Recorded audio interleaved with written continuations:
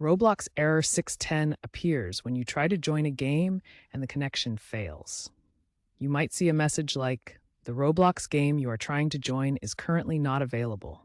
This isn't usually a bug with your account or a sign of hacking, but rather a temporary problem connecting Roblox's servers. It often happens during peak hours or when a game is experiencing high traffic from many players. The underlying cause is a failure in the authentication or connection handshake between your Roblox client and the game's server.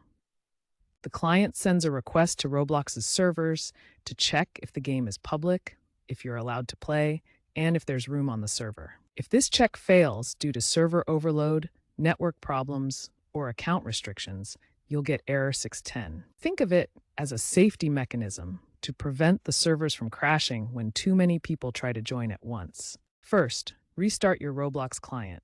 Close and reopen the app or game to refresh the connection. Next, check your internet connection.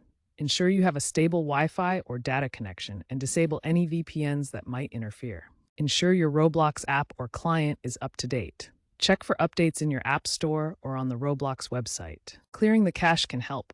On mobile, clear the app data, and on PC, use the Roblox installer repair tool.